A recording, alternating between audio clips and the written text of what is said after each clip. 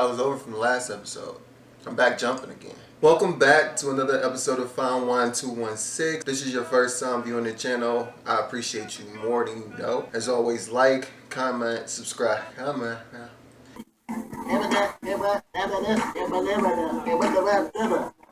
As always, like, subscribe, comment, and be sure to share. And also follow me on Instagram at FineWine216. So I have quite a few episodes about relationships, but I realized they're all from the romantic perspective. I thought it would be helpful if I break down friendships. And one of the hardest but most important lessons to learn is how to recognize an ambivalent friend. But first of all, what the hell is a ambivalent? That shit is crazy. What the hell is an ambivalent friend for real? Basically, you feel ambivalent towards someone when you don't really know how you feel about them. You're not too hot, you're not too cold, and it's also a huge indicator that that person in particular is an associate. So outside of how you feel emotionally, how do you really identify these ambivalent motherfuckers? So first of all, let me get up.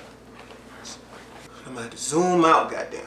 The number one indicator in an ambivalent friend is in their language, and please, you gotta get this. So they say things like, and I love this, I hope you're doing well.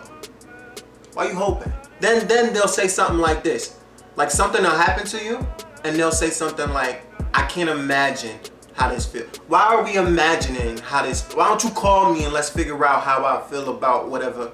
Here's another one. Let's say you run into this person, you didn't plan to meet up, y'all just ran into each other, right? And they'll say they want to hang out, but then they won't make any direct plans to hang out. Y'all know this type. So they'll say things like, we should definitely hang out soon. When is soon? We should definitely link. We should definitely connect. And that's the worst one, because what is connect? What is that? What is it a Zoom link? What are we doing? If I'm your real friend, I'm not about to, well, hope everything's well on your end. No, I'm about to call you and make sure you're all right. I'm not about to say frivolous things like, we should hang out soon, we should link soon, we should, no, I'm gonna have a time, a date, a place, or I might pull up. I don't know where this came from, but I might pull up on you. Another thing you have to consider with these friends is, what do you really know about this person? No, like really, what do you know about them? What are their dreams? What are their aspirations? I love grouping dreams and aspirations, but what makes them tick? Shit, what is their favorite color? Because when you start to answer these questions, you'll quickly realize that a lot of y'all don't have friends, y'all got vibes. It's a vibe.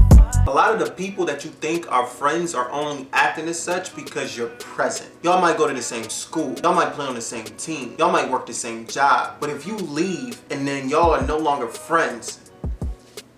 That being said, the feeling of ambivalence is not just based on the fact that you don't know how you feel about them. You don't know how you feel about them because subconsciously you realize that you are giving a whole lot more than you're receiving. Alright, so to wrap this up, how do you handle these associates? So I know a lot of people that have done a lot of growing and they use a tactic where they simply pull back. So they're not overextended, they're not giving more than they're getting, and they're not in a fake friendship for real. But me, I'm not there yet. That don't really work for me. Any nigga that ever looked at me wrong, owes me money, or ever said any jealous bullshit about me is fucking dead.